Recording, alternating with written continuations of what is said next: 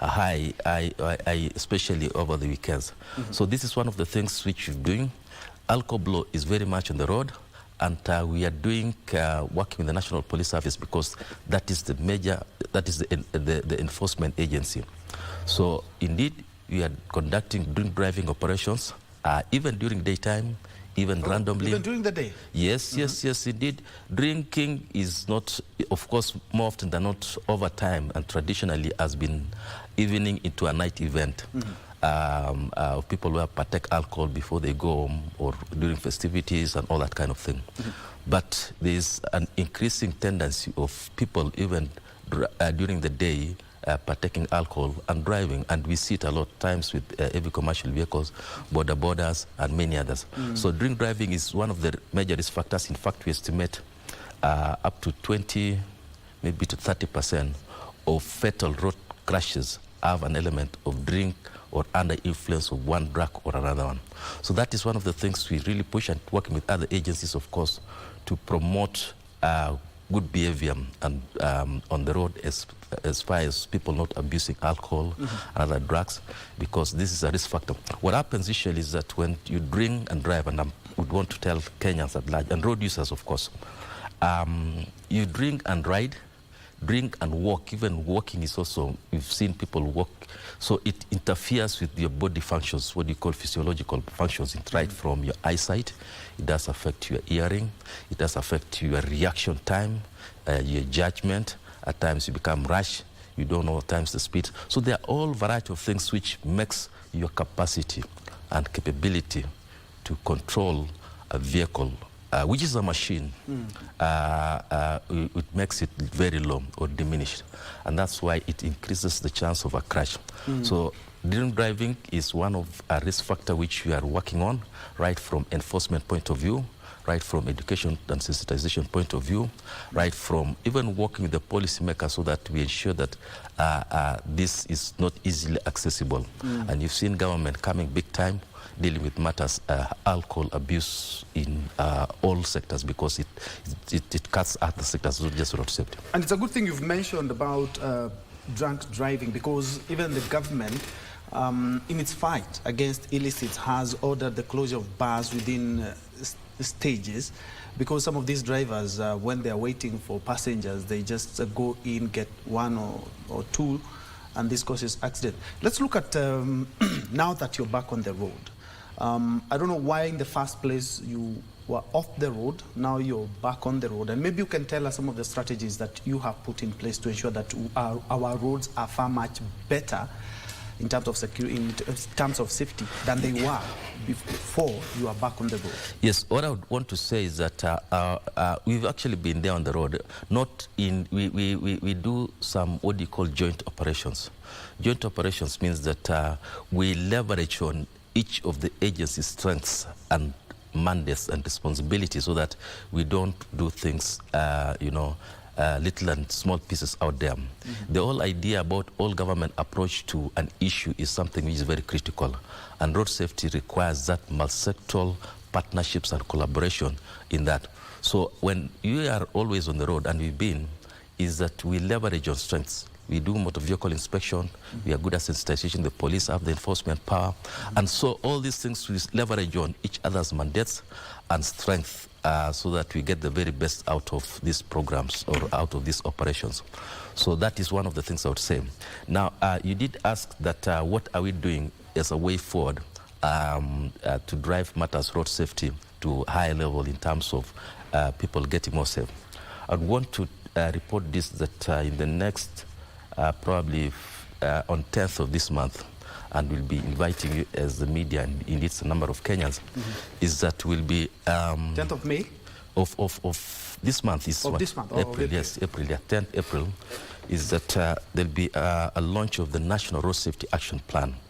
National Road Safety Action Plan is a strategic, visionary and document which has all the multi-sectoral actions, so that in the next 5 years, what are we doing as a people, as Kenya, not as NTSM, not as government, but what are we doing as the people of the Republic of Kenya to ensure that we drive road safety forward.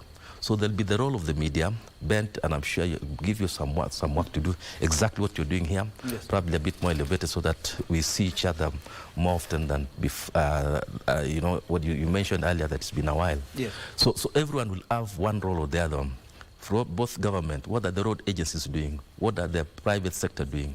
You know, all that. So we have what you call 8 national priorities. And this is well envisaged in the National Road Safety Action Plan. And the whole idea is to drive everyone in one direction. And there have been good practices like those ones out there. And us as NTSA, we are the coordinator basically of that. We are the lead agency on matters road safety. But we bring the road agencies, we bring the media, we bring the private sector, we bring the enforcement agencies so that, and then we monitor over time what it is. So this action plan will be launched, and we hope that it will be launched at the highest level possible by the head of state, and that is the direction you're going, because of we won't give the prominence it deserves. And apart from that, we really want to have all of us in one page so that we don't work that what are you doing, who is doing what is good, but you know, getting to know who does what, but more importantly, ensure that what is done. And there'll be a proper monitoring and evaluation around the same so that we achieve, including proper resourcing of the implementation plan of that National Road Safety Action Plan. So there's a whole program which we've done with stakeholders within government, outside government, development partners, and many others, including academia, so that we work towards driving road safety in one direction. And that is the overall goal of this. And mark you, we'll be seeing much of more actions. Not you've seen it in the recent past. We will elevate it, elevate these programs out there, not just for the highways, but even on the back streets, into the suburban areas, to the villages. The role of the county government in matters road safety is very critical because they own some of the roads. They have people. You talked about hospitals earlier when you say that we've seen that issues to do border, some, you know, in all across the country, and we've seen the problem it does affect. Yeah. And also we have a plan, including a proper plan on borders, putting them into groups and circles, and you know, so that they work towards driving road safety. You don't need to wait for me or for government, but you can always do your little things, you know. Remember what Professor Wangari Maathai said, that there was this bird called the hummingbird, and there was a fire, a big fire, you know, forest fire, bush, and it was so huge, but the same hummingbird would take one little drop and still do it, and people were wondering, what is this doing? But there's a reason to that. All of us, we need to see what you can put into it and drive agenda of matters road safety forward. Yes. And speaking of borders, they account for almost what in the road fatalities? Yes, we're talking about 35% in terms of the fatal injuries, and that is both if you add the pillion passenger and the rider. And this is something which we've seen it rise from low 5%, probably 10, 15 years back, and to that level I talked about 35 to 37, depending on the year you'd want to quote. The point here is that we've also noted an increase in border. Border is an industry of themselves. They're supporting Kenyan families in terms of you know, earning and providing for families, providing for people. They provide a source of information, and they also provide road transport, or rather they move mobility from point A to B. Now, but the adverse or outcomes, the consequences, which I would say the adverse consequences is that there are a number of things. One is the aspect of the road safety challenge that we've seen an increasing number of crashes. What we are doing is that some of the things have happened in the past, including for a very long time, the licensing of border was not seen to be a big thing around a particular industry. One, get to know what, get the license, not just getting the license for the sake of it, but undergoing proper training and being tested and subsequently licensed, and ensure that so there's a whole that trying to work, and there's a program which would work is move along to working also with a number of stakeholders, so that we drive these people into you know, licensing regime, including we've come up with regulations which we are currently enforcing, and will enforce it at a high level on a number of things. Helmet wearing. And exactly when you talk about helmets, you must have seen there's some paradigm shift in regards to the use of helmets. Before COVID, maybe we were almost, actually there's a time you could be stopped because you were not having a helmet. Yes. Right now, after COVID, we seem to have all forgotten about the helmets. Yeah, and I think the reason is quite clear and scientific, that COVID was, the spread of COVID is out of contact and out of distance. And as much as even greeting would still transmit the disease from spread from point A to B, or one person to another. So the helmet, the fear has been that it's a close bodily contact, and if you use and someone else uses it, then if I did have COVID, then you are likely to get, and the science indeed indicates the same. But on the reverse, or rather, God has been good that at least COVID is not there. At least that's it's not the prevalence is not as high as it was those days, and that's why some of these restrictions were removed, the masks and so many other things. So when those ones were done, what we are asking Kenyans, and indeed all road users, especially those ones using border, both as a rider and a passenger, go back, put on the helmet at all times, because that saves you. In fact, without belittling, or rather, as I said before, one life loss is one too many, is not just a number. But if you check the statistics of persons having, died because of COVID over the same period compared to road traffic crashes, you will see that there's a higher number of road traffic crashes. The point being is that this is something which is there with us, and how we behave on the road, including putting on a helmet and reflector jacket, is very important. And for the rider, of course, if you are the one responsible of, driving or riding that vehicle is indeed a vehicle, is that you need to ensure that you follow all the laws. Do not speed, do not go, those zigzag way of doing things. There's a way you are supposed to, and ensure that the vehicle is insured at all times. At least have what you call third-party motor vehicle insurance, among as many others, which you've always said. And for you, we don't also want them to move into those particular group so that they bring the issue to be self-regulation. All right. So yes, helmets are very important. In fact, one of the things you're also working forward is that, and with many other agencies, including KEBS, is working towards ensuring that the helmets worn, motorcycle helmets to be used by road users, is of good quality, so that it becomes protective of you in case of a crash. Let's look at motor vehicle inspection, because even if we have the best roads, we have the best drivers, but unfortunately we have the worst of vehicles, we will still have this road carnage. What exactly are you doing as NTSA to ensure that it's not only smooth, it's effective, and it's real on the road?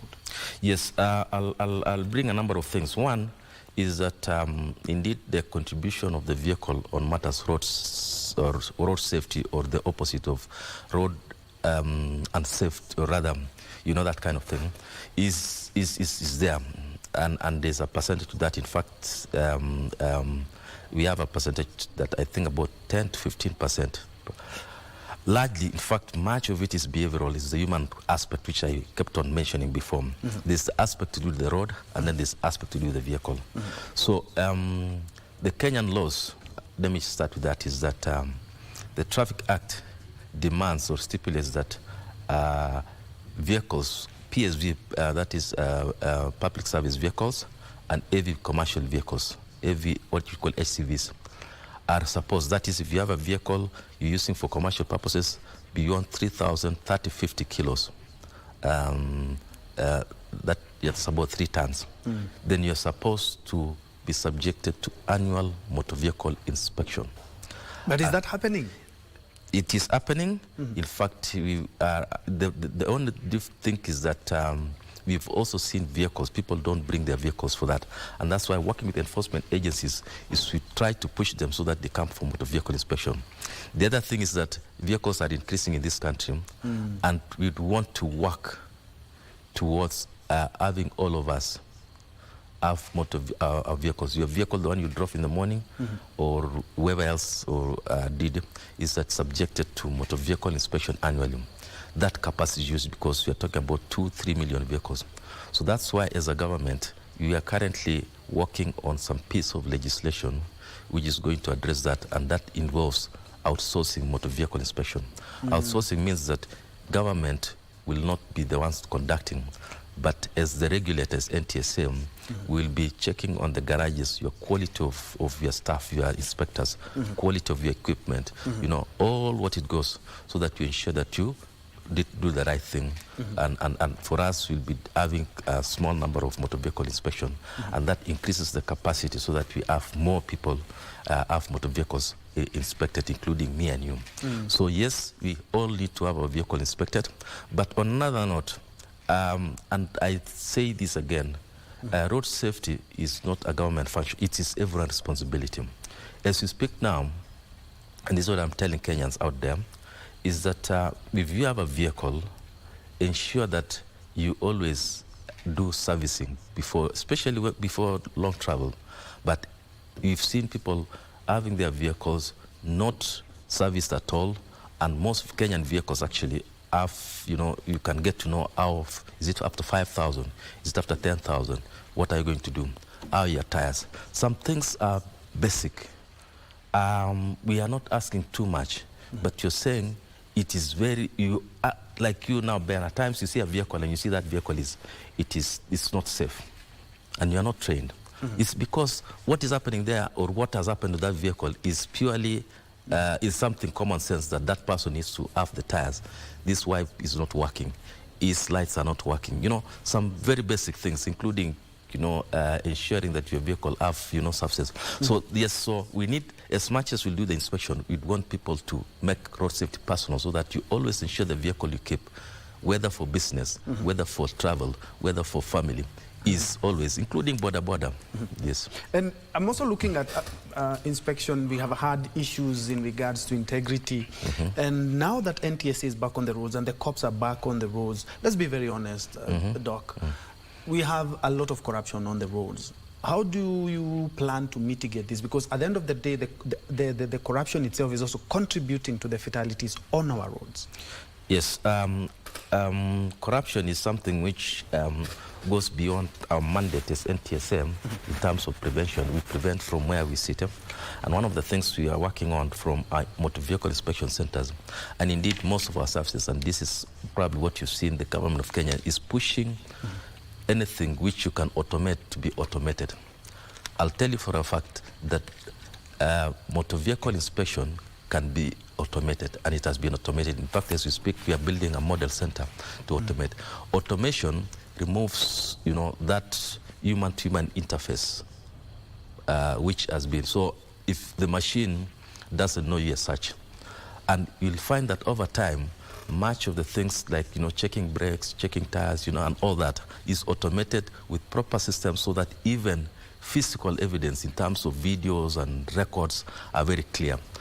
We agree that the same machines will be operated by human beings, but everything, if you automate, anything you automate and properly done with good intention, has been found that that human interface from the person wanting the service and the person giving the service is reduced. And that's why you see government nowadays wanting to work with e-citizen to, you know, do all these transactions so that we cut that down.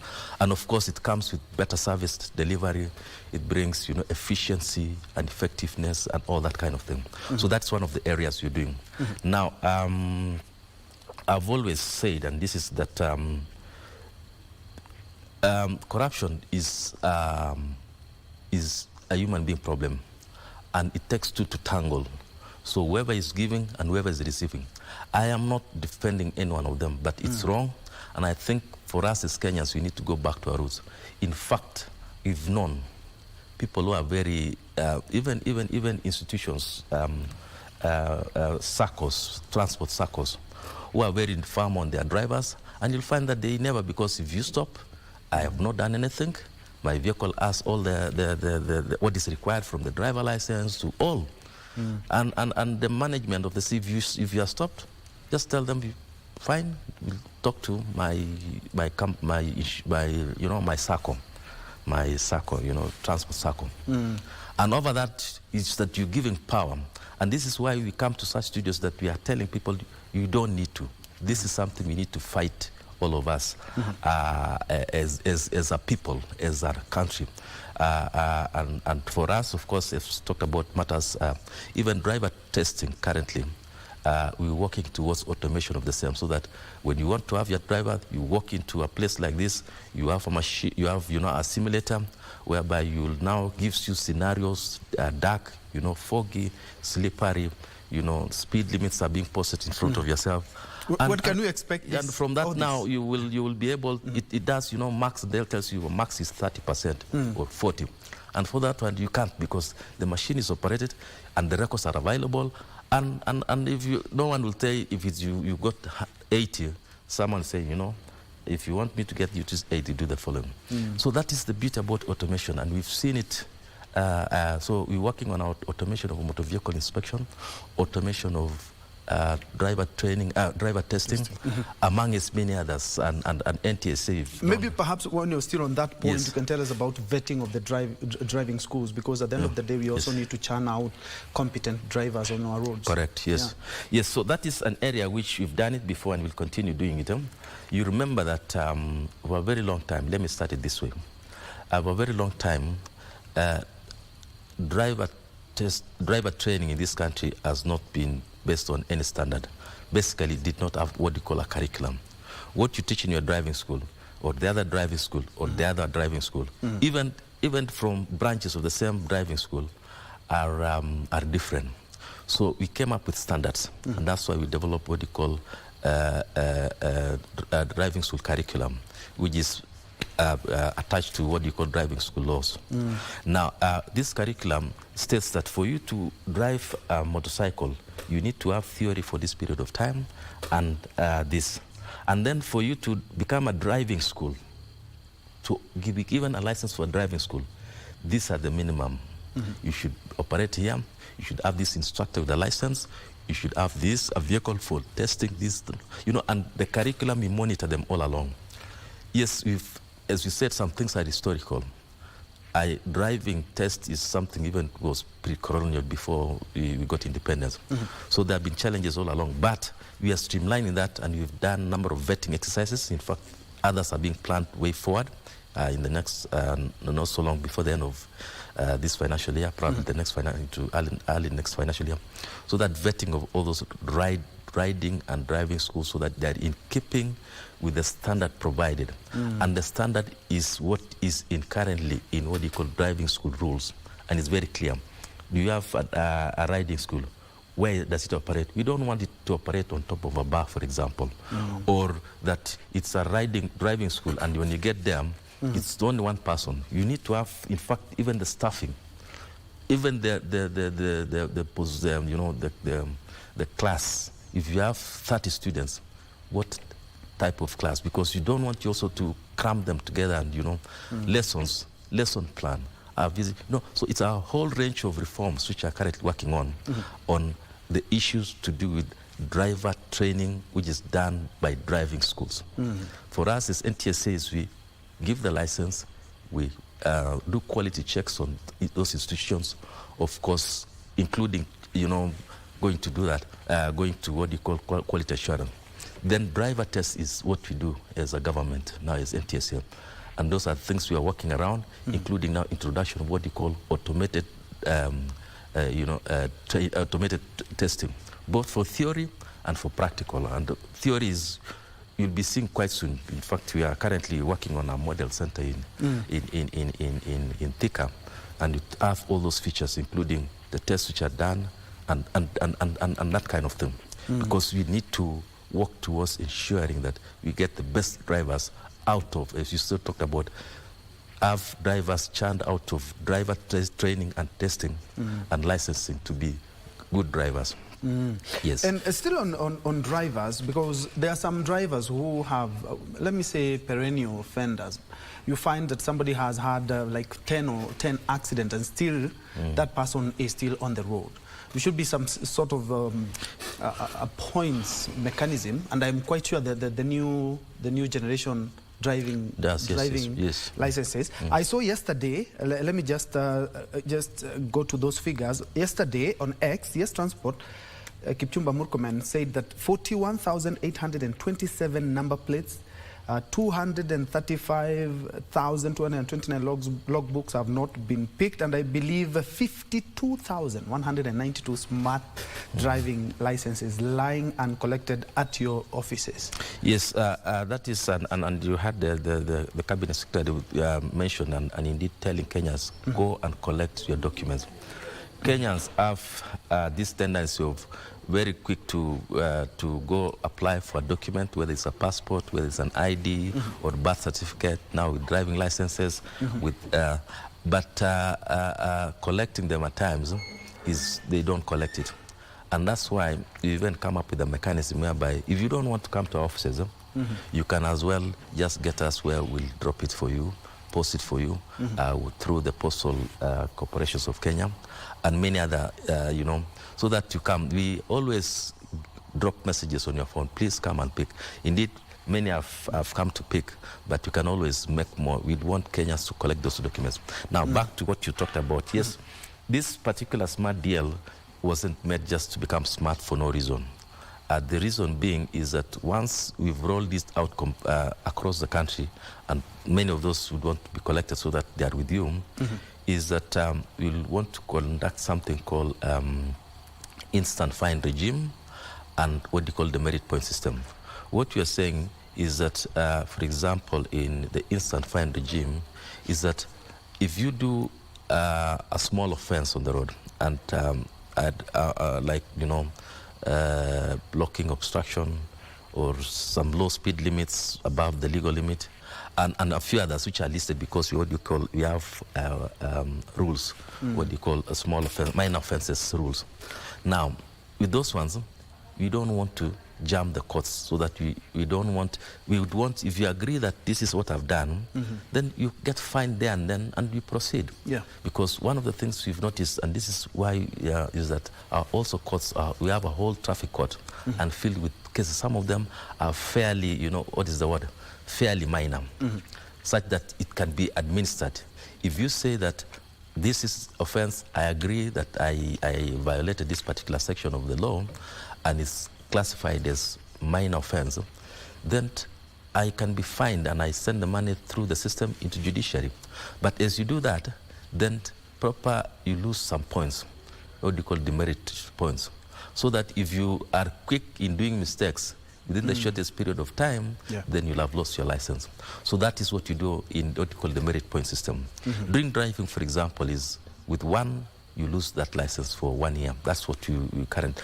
And we are building systems. Remember, I told you about issues to do with automation, so that we work this and we avoid, so that because Kenyans at times get frustrated by the road that, yes, I agree, I did this, but do I have to go back to Kerugoya Court of Law for an offense which I can have accepted that is done, and that kind of thing.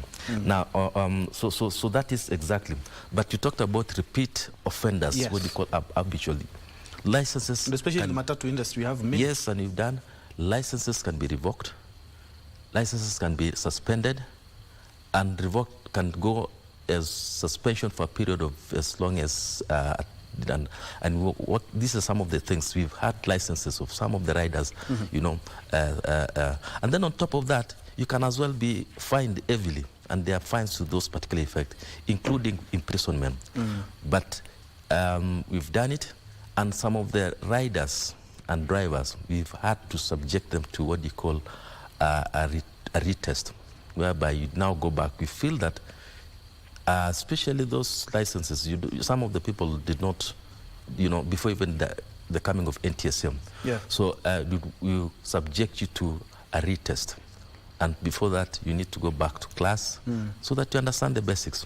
So I think that is the whole aspect working around retest, because we'd want to take you back through the system. Yeah. And because of the interest of time, Doc, I'm looking at the strategies that you guys have put in place, and you're saying that on 10th, the president is going to be launching something massive. What are some of the challenges that you are going through or trying to implement these strategies as we wind up? Yes, as I wind up, yes, the strategies are good, and that we want all of us, as I tell again, road safety is everyone's responsibility. Make it personal, make it yourself, do it for yourself. Don't do it for another person to do. The challenges have always been there. There's nothing in this world. Some of them are resource related, but that's something which will happen across every time you want to implement an action plan of some sort. But that one will work together. At times, some of the things may not require much resources, including discussion like this or many others. And then, of course, we'd want Kenyans to make road safety theirs, not governments. And this bad behavior and unruly behavior on the roads and speeding, drink driving, not wearing a helmet, not putting on a safety belt, driving for so many hours, fatigue, dangerous tailgating, So that is what frustrates us at times, that people know it is not good, but they still go on to do it, and they really want to make us fight them, and I don't think that should be the case. Safety should not be about fighting. It's about us discussing, us understanding, and you become safe, I am safe, and we are safe on the roads. Yes. Dr. Duncan Kibogong, who is the NTSA Deputy Director for Safety and Strategies there, and we're putting things into perspective mostly on the road. The NTSA and the cops are back on the road, and the bottom line, Dr. Kibogong says that safety begins with you and me. Of course, we'll be keeping tabs to see exactly what these new strategies, or whether they will better the conditions on our roads, because as they stand, as he said, one life lost on the road is way too many. That's why we put a cap on the first hour, and because of the issues that we had earlier on, that is why we have had to extend for about 10-15 minutes. But as I had alluded to earlier, is that on the second hour we are looking at the autism spectrum disorder, or if you like, ASD, and we have two champions who also happen to have been blessed with children who have these conditions. So how do they manage? Where are we as a country? Yesterday we did celebrate World Autism Day. We'll put that into perspective as well when we come back.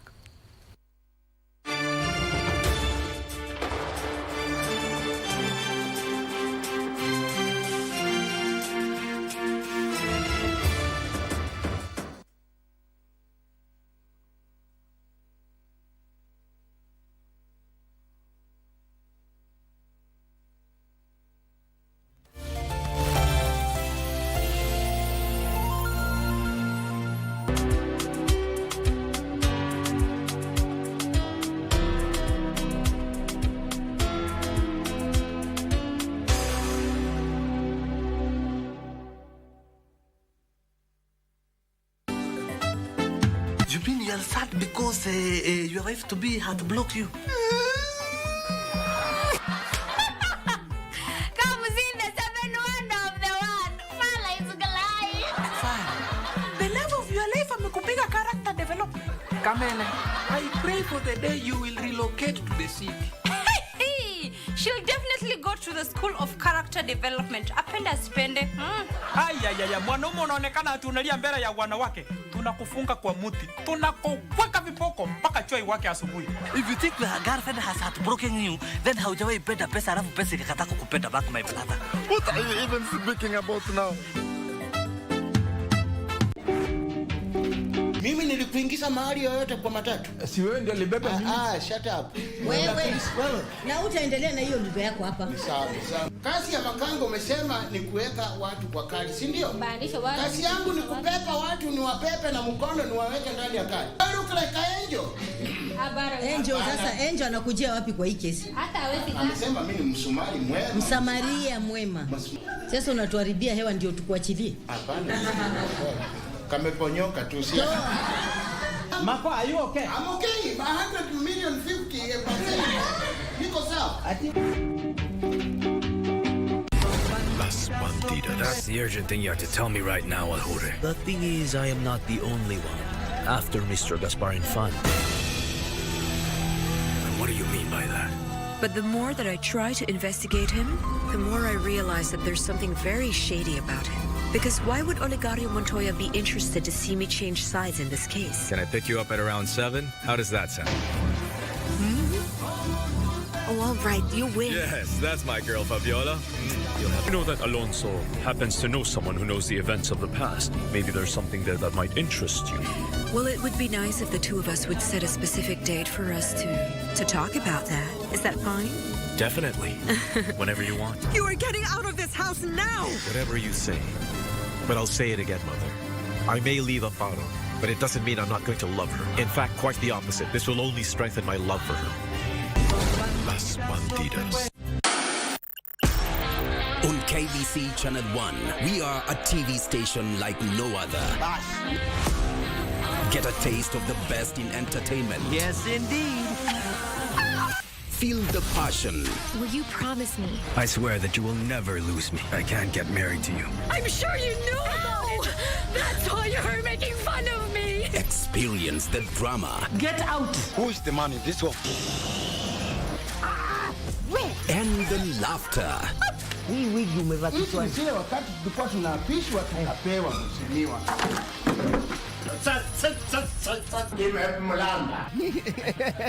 Move to the beat.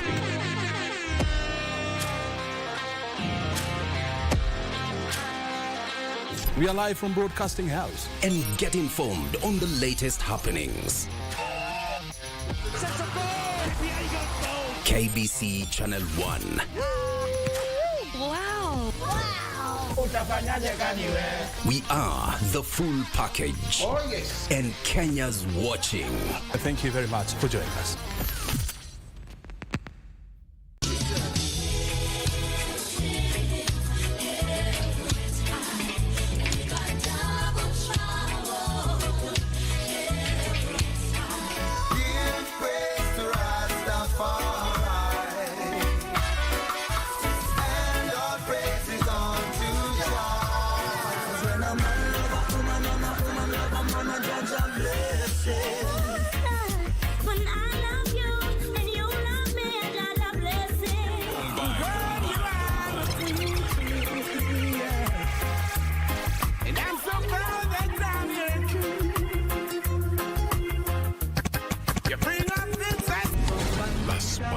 That's the urgent thing you have to tell me right now, Alhure. The thing is, I am not the only one after Mr. Gaspar Infante. And what do you mean by that? But the more that I try to investigate him, the more I realize that there's something very shady about him. Because why would Olegario Montoya be interested to see me change sides in this case? Can I pick you up at around 7? How does that sound? Oh, all right, you win. Yes, that's my girl, Fabiola. You know that Alonso happens to know someone who knows the events of the past. Maybe there's something there that might interest you. Well, it would be nice if the two of us would set a specific date for us to talk about that. Is that fine? Definitely. Whenever you want. You are getting out of this house now! Whatever you say. But I'll say it again, Mother. I may leave Amparo, but it doesn't mean I'm not going to love her. In fact, quite the opposite. This will only strengthen my love for her. Las Bandidas.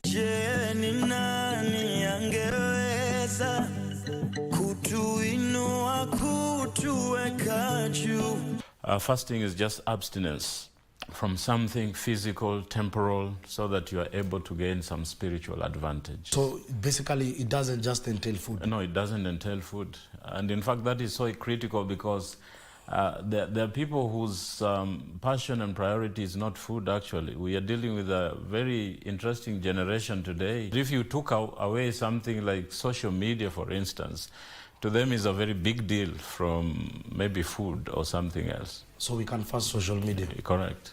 Yes, and a lot of our religious background is that we have been presented this God that is a messenger of errants.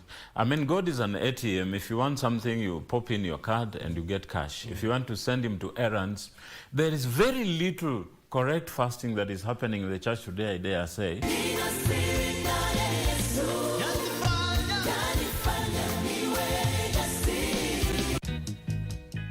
Why did I place you in that space? I just have some information that I thought it was wise to let you know. Oh. We need to diversify and get into other sectors. What is this idea you're thinking about? I don't have to explain how I got to know about the drug. You think I'm the best person to convince Mama Paul, right? This opportunity needs a lot of money. Do you want an investor or not? It's a big decision. Are we okay? In terms of what exactly? Wait, Olimocha. What do you want? I thought we spoke about his emotions. Maybe you can come out clean about our killing. You don't know what you are talking about. Allahu Akbar, Allahu Akbar, Allahu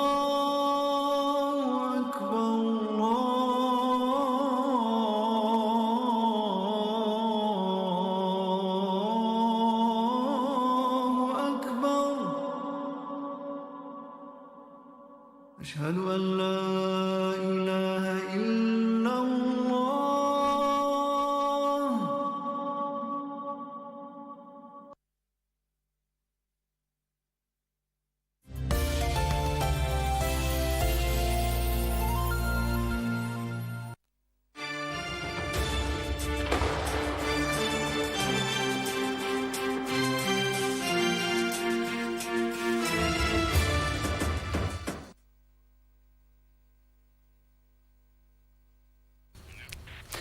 Welcome back to KBC News Check, and I had mentioned earlier is that on this second hour we are looking at autism, and as also I had mentioned is that we are having two autism champions who also happen to be blessed with children who have autism. Yesterday we did celebrate World Autism Day, which is a day earmarked by the United Nations General Assembly since 2007 to just look back and see exactly more on autism awareness, and also what steps have we taken as a country and as a world in ensuring that we do help people who have autism. And according to the World Health Organization, the year 2022, about 1 in every 100 children is bound to have this condition. And without further ado, for the next around 30 minutes or so, we'll be engaging from my immediate left, Pauline Wamukoya. Pauline is the director and team leader at Mali Therapy Center for Children with Autism.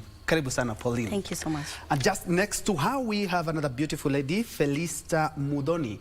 Felista Mudoni is one of us. She is actually an employee of the Kenya Broadcasting Corporation, and she, for lack of a better words, help people like me look better on the screen. She is a makeup artist, than actually better on the screen than we actually look. She's a makeup artist with the Kenya Broadcasting Corporation. Karibu sana, Felista. Thank you. First things first, maybe you can share to us, because a lot of people do not understand autism. And something that I also learned when I was doing some research is that there are some parents, even kids are 5 years old, but they've never actually understood exactly what happened to their kids. And in a continent and a country where we have myths, we have issues of witchcraft, you know, curses, some people don't understand what this condition is. You are blessed with kids who have autism. Yes. Kindly tell us more about them. Well, so the official explanation for autism is it is a neurological disorder. So the characteristics are, you know, slow interaction, less eye contact, tiptoeing, holding the ears, screaming, squinting when there's light, you know, and the digestion issues. You find a lot of gut issues, ENT issues. Those are just a number of the few characteristics. But as a parent, I look at it as the brain has been put in a pod.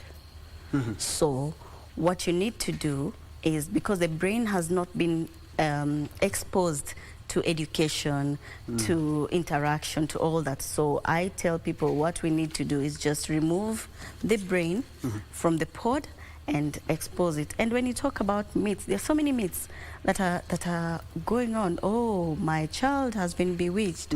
Oh, it is mental illness. And so there's, I always advise parents, the earlier the better.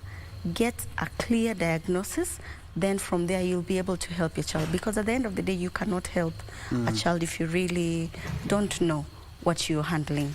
Yeah, so, yeah. Felista, maybe you can tell us how is it living with a child who has autism, and how did you discover that your child needs some special attention? It started with the way we communicate. She doesn't communicate like other people.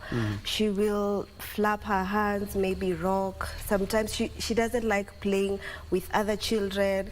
And most of the times people used to tell me, unalea mtoto wako vibaya. Mtoto wako ako na mashetani. People would tell me all these things, and at the back of my mind I knew there's something that is not right. Something is different from other children. So I decided to go for the test, and they told me that she has autism. Yeah. It has been a complicated journey, hasn't it been? It has, because first of all, I've never seen anybody who has an autistic child before. It has always been me, and the whole world expects me to know what to do, where to go, how to handle it, and I don't know how to handle it. And for the past, since she turned 3 and 4 years, I think that is when I saw dust. Yeah. I'm going. She has changed now. She has a personality. I don't know what to do. I don't know where to go. I have not seen awareness. Where should I take her? You know, if she needs therapy, the therapies that I hear about, they're so expensive. I don't know what to do and where to go. So for those 2 years, it has been kivumbi. I have seen for myself, but I thank God right now we have found therapy, so now tunaendelea vizuri. We thank God. Pauline, back to you, and you got to a point where you had to establish a facility that not only creates awareness, that helps other parents who are going through the same thing or the same condition, the same that your kid has. Tell us about that. So just like she said, the journey from the time of diagnosis is not easy. Back, I can say my son is turning 10, so I can say 7 years ago, we didn't know where to go. You go, you get the diagnosis, and then when you ask, okay, what are the options? Even the doctors are like, you know what, in this country, there's so little to go by. So you're stranded. So you don't even know. You have to go do research. And this journey took me out of the country. And I can tell you, having a child on the spectrum or any other disability in that case is expensive, let me tell you. And right now, there are more therapists available. There's more awareness. I can tell you accessibility has not gone to the level that we want, but it's there. But I can tell you the price is still expensive. So I went out of the country and I trained, and it was not sustainable. It was taxing to my family. I have other children, and you can see being out of the country for 6-7 months, you have other children younger than the boy, and it's, you know, it's very taxing. So I decided, you know what, I cannot do this. What they are doing out of the country is not rocket science. So I went and trained. I trained as an ABA therapist. I went and trained as a music therapist, and with the partnership, because I realized those two are not in the country. So, but these other ones, I can get people that I can work with, that we have like minds, and we set up the center. And I can tell you, we have been able to assist other people. So even in our community, we've been able now to, we have a support group that is called Autism Moms Kenya. We have a membership of around 2,000 parents. We have Autism 1, Autism 2, and it is a social welfare group that we are able to, we have professionals also in the group. So if you join as a professional, we tell you, you are here to help us. Pro bono. So if I wake up at night and my child is crying and I don't know, you give me options. if you're a neurologist, you have to tell me, check this and this. So the group has also been able to help other people. Even small videos, you'll find specialists just creating small videos and sharing, so that you can be able, if I'm not able to afford these therapies at the interval that is required, then the support group is able to, and we have parents to support. We also have parents who have older children that are in the group. So they tell you, this worked for me, this didn't work for me, this diet worked for me. Diet is not necessary when your child is like this. And I can tell you, it's a community that is growing, and we are doing something. And we'll be talking more about Autism Moms K, because I found that I looked at it and I saw you're doing quite amazing. Thank because this is a condition that most of the people try, even parents try to hide their children. Looking at Felicita, looking at children with autism, I'm looking at a very practical example of, I saw it on YouTube, and then I followed the story of Cody Lee, who is an American singer, songwriter, performance artist. You know, he's so much all-rounded. He has autism and he is also blind. Many people don't know that these kids have very special talents. Arts, they are into music, they are into, they have artistic, they are autistic but artistic as well. Parents who are even hiding their children, they cannot get help. What can you advise parents who are having children who have this condition? When I noticed that my daughter has autism, I did not know where to go. And I would tell people, if you can go to a government hospital. I've never been in any groups. I'm hearing about the groups now, and I'm feeling such a relief. But if you're out there and you feel like your child has anything that it looks like it's a little bit off, go to any government hospital. I went to Madare Hospital, I got the diagnosis, and after I got the diagnosis, I started going for therapies in KISE, which is a government institution as well. It is quite affordable. It's not everything that I need, but at least it's something. Because you need therapy, you as the caregiver and also the child. You go through a lot, you don't know who to talk to. Sometimes you look at your child, pia wewe unashindwa, lakini ni ukweli labda amerogwa, inaweza kuwa ni mashetani. So, because you've never experienced anything like it. But when you go get a diagnosis from a government hospital and then try to get the therapist, it's gonna help. And now that she has talked about the groups, I think all of us, you should try and join the groups, because you need someone that will tell you. And like I remember there's a time my baby would tell me, my stomach is big. And I wouldn't know what it means. I didn't know that she has gut issues, that she has indigestion issues. I didn't know. Sometimes she'll tell you something and you're wondering, what is this? So me, my best friend has been Google since I don't know anybody. I can be sleeping, I'll wake up at 2 a.m. and Google, I saw 1, 2, 3, what does it mean? What should I expect when she's now 5 years? What is coming? If she does this, what am I supposed to do? Because I didn't have anybody to go to. And it's a good thing that she was able to get help, Pauline. But so many people are not able to get help. First, because of one, there are not many facilities in the country, and two, the caregivers themselves also need some level of training, because you will bear me witness that you have episodes with your kids. Yes. Right? Terrible. Kindly talk about that. I can tell you, I know where she is right now, because at the age of 3 to 6, it was terrible. It was terrible. We call it, that is the high school of autism. That's what we call, you know when you're in Form 2 and your hormones are raging. I can tell you that is because that is where the gut issues come in, the ENT issues come in. That is when the child's mind is growing and the sensory issues are at their peak. Why? Because this child's mind is not... there's nothing wrong with the mind. It is just not developing at the same pace like other children. It's just slow development. And they want to learn. They want to express themselves. And there's a lot of meltdowns. The gut issues are there. I remember my son would cry for 3 days. Continuous days. Straight. Not eating, nothing, crying, and the cry is not even the normal cry, it's the pitch is. So what we would do, we would all take mattresses and sit in the living room and wait for it to go. And after 3 days, he's back to normal. He wants to eat. Yeah, like that. So that is the face of autism.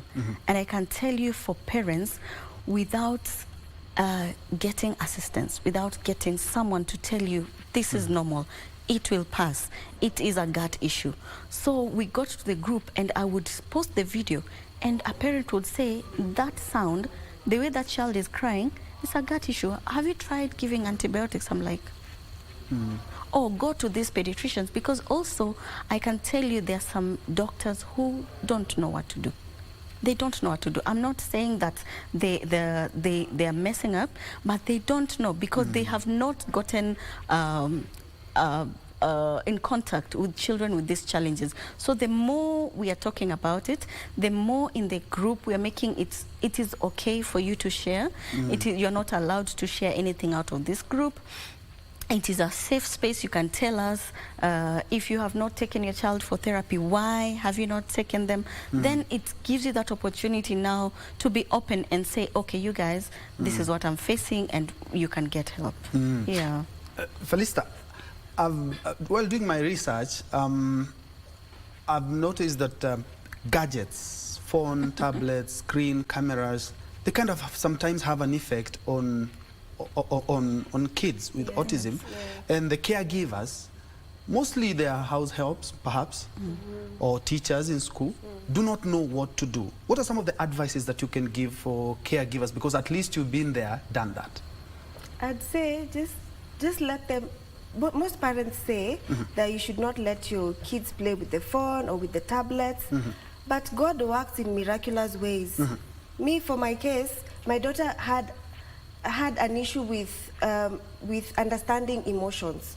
If you are angry, she would look at you like, what is wrong with your face? If you're happy, she's like, your face is looking weird today. But because I would give her the phone, tablet, when she's on the phone, akikaa tu huko ndani, she learned about emotions. She learned about so many things that I never taught her. When you just give her the tablet, I remember there was a time she went to my neighbor, and my neighbor was asking, how can she write on my TV if she doesn't go to school? She will type. Her mind is, like right now, there was a story that they did about my baby yesterday, and she's obsessed with cars. My daughter is 5 years old, but she can identify like 10 logos of different cars. And in every logo, she'll tell you different models. Toyota Lactis, whatever. She'll tell you so many things. But if you ask her, what did you eat today? She'll be like, eat today.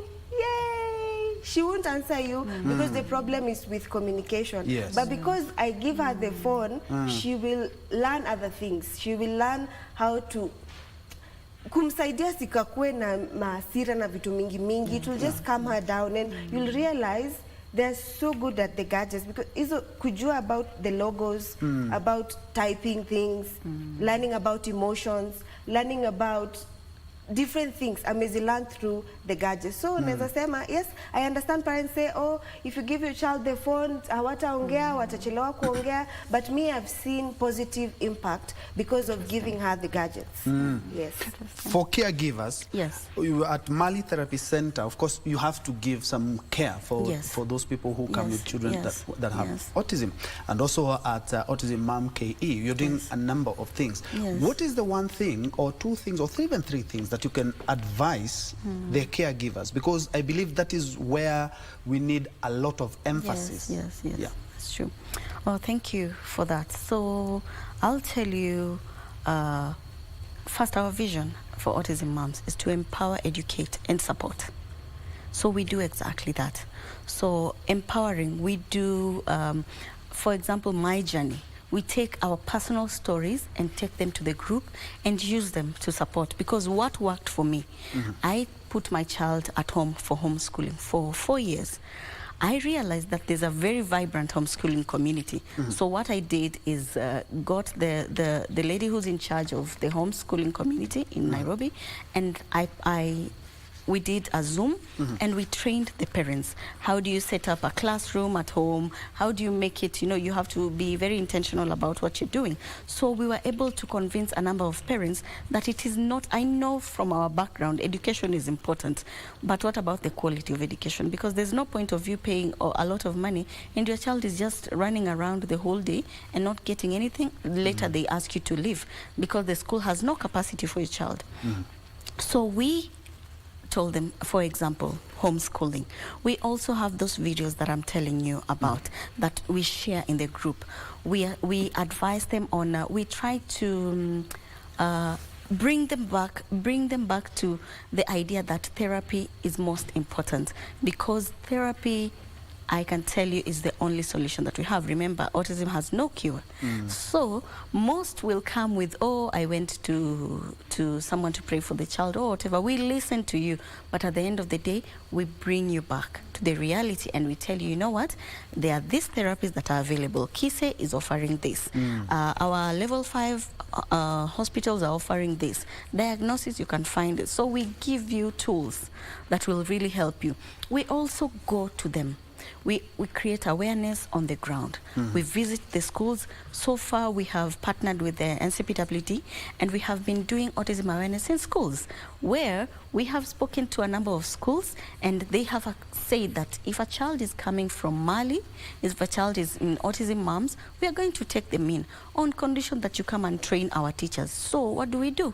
We go and facilitate. We teach the teachers, and we have found that so far we have 13 kids who have integrated into schools, and they are doing so well. We have trained shadow teachers. We get the teachers who are not trained in special education. We tell them, you know what, come to Mali, see how we do it.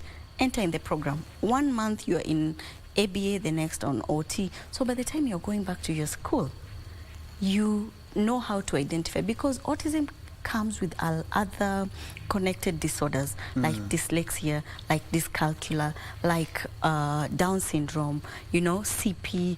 And so when a teacher is trained to even do a simple diagnosis, then they're even able to communicate with the parents, because another big complaint is the schools don't tell us. They just take our money. But I tell them, I understand, I was there. I was mad at a school, but I realized that they don't know how to communicate. So what are we doing? We are taking our training back to the community, to your homes, to your communities, to your churches. We are called to talk in churches. They say that churches don't accept us. We say, no. I'm preaching and your child is screaming. How am I supposed to understand? So what do? There are churches that have set up different classes for children on the spectrum, and we have our team that go there to volunteer on Sundays. So we are empowering, we are supporting, we are educating. Yes. And I'm looking at how you are able to, go to Mathare and also go to Kenya Institute of Special Education, where you have been able to get help. A lot of parents have not done that. What are some of the services and what are some of the help that you were given by the Kenya Institute of Special Education? And by the way, we had extended an invitation to them, but unfortunately, they could not be able to be here. We could have given us quite an in-depth coverage of how exactly they do help people with this kind of syndrome. But you have taken your kids for help.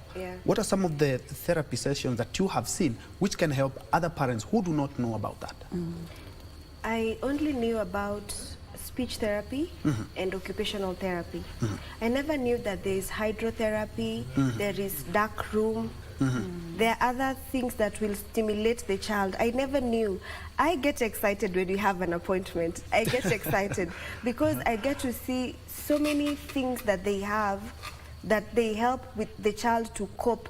They have some things that a dark room is really dark, and it has lights that stimulate the child. Kama ako hyper, anaenda chini. Kama ako chini, anainuka juu kidogo. There is hydrotherapy where they'll go inside the water and swim. Okay, I can't talk about all the therapies, but there are so many therapies that I never knew existed, and they are more than affordable. If you can, ukiweza tu, it is more than affordable. They understand.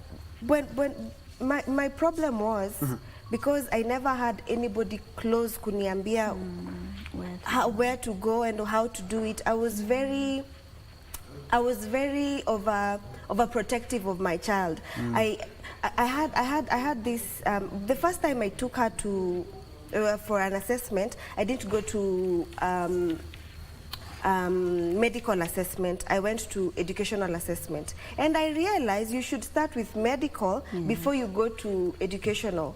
When I went to educational, hawakunielezea where to go and what to do. So I was in the dark for 2 years. I went back to government, to Madare, and after they had diagnosed, I went back to Kise. Now after I went back to Kise with the medical report, they took me in. Now amenionyesha what to do. But if you go and if you try to go to Kise and you have not gone for medical assessment, you'll go round and round in circles. You won't know where to go because they need a doctor to tell them, this child has 1, 2, 3. If she comes to your institution, she needs to go for this therapy, this therapy, this therapy. But if you go for educational, they won't do that. But going for first educational, and then now you can go to, first you go for medical, and then now you go to Kise. But if you go to Kise, no, if you go before you go the first thing, because at the end of the day, this is a condition that it's not like somebody can say naumwa na tumbo, naumwa na kichwa, naumwa. And then it's somebody who has communication issues as well. I'm looking at rehabilitation centers or such as Mali. It's private. And most of them are private or even faith-based. The government one, like Madare, Kise, they're not quite robust. And now we have county governments. How can even county governments be roped in to help now that even health is devolved in the country? It's interesting. I remember our governor, he's promised to set up 17 autism centers. And that was the question. How was he going to set up? Who is helping him? And the parents are really hoping that they would be able to get an opportunity to talk to him and just put in their input, because our government facilities, institutions are equipped. They have trained professionals, but people are not aware.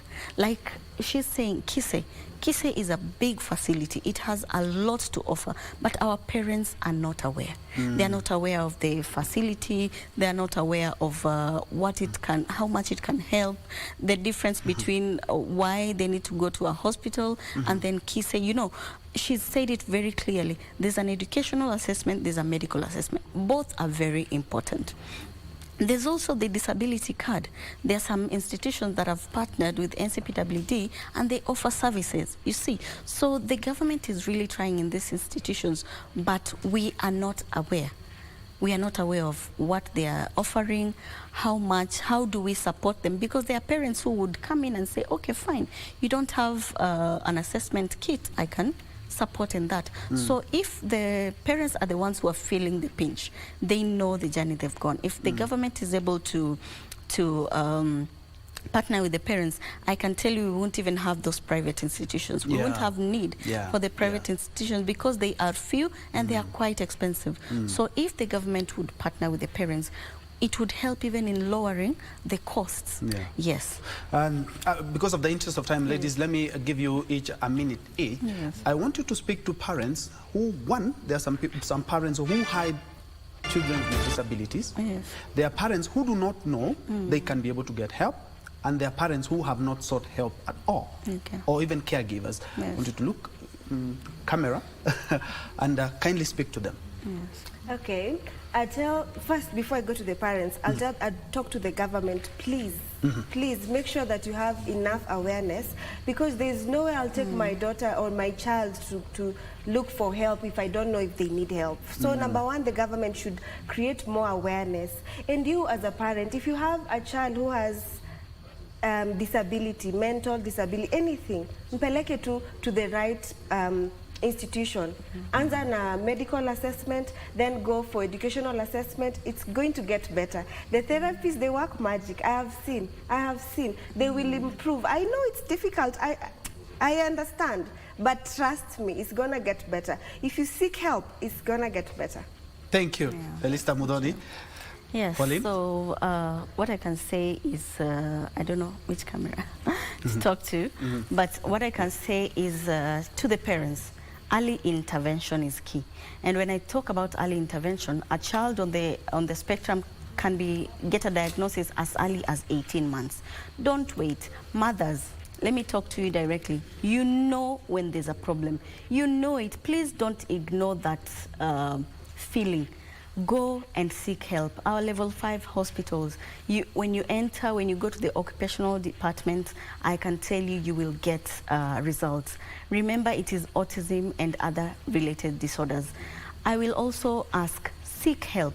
When you know there's a problem with the milestones that your child is going through, if the child did not sit at the right time, if your child did not crawl, if your child did not breastfeed, you know, all these milestones that you know the child must go through, please seek help so that the earlier the better. For me, early intervention is key. And just one extra one, because you also operate Mali Therapy Center, and also you have mothers who, you have a caucus of mothers who have children with autism. Kindly speak to them where exactly they can get you. Okay, so Mali Therapy Center is in Karen, on Miotoni Road. When you get to Karen Shopping Center, we've spoken to the people there. They will direct you there, and we can be able to help you set up a home program, set up a school program, and also just offer you support as a center.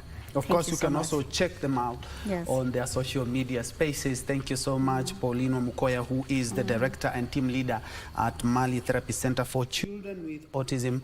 And just next to her, we have Felista Mudhoni, who is a mother and a caregiver to a child with autism or autism spectrum syndrome. That is exactly the right word to use. And she's also one of us, and it's it's quite a story. Thank you so much indeed for trusting us and also giving us your story. She works for the Kenya Broadcasting Corporation. She's the makeup that you see on us. That is exactly what she does and makes us look better on the screen. But thank you so much indeed for also watching. Let's continue this conversation on social media in any way that you can be able to help a child.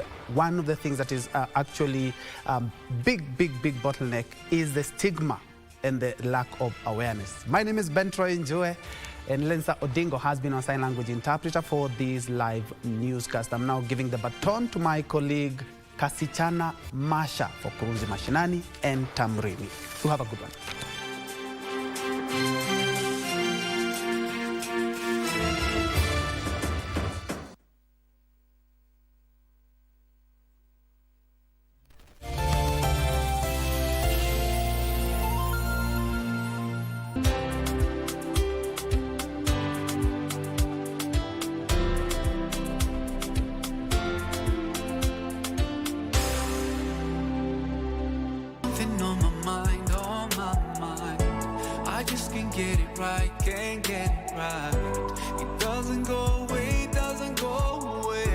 Yeyote atakaye kufuru katika nyie baada ya kushuka meza hiyo ikawa na chakula baada ya kuwa ametekeleza saumu, si tuangalia matendo aliyofanya, maadamu atakuwa amekufuru, fa inni uadhibuhu, hakika mimi nitamwadhibu yeyote atakaye kufuru. Ibada ya funga imefaradhishiwa ummati Muhammad na sisi sote Waislamu ili tuweze kumcha Allah subhanahu wa ta'ala kama ilivyokusudiwa wale ambao walitutangulia.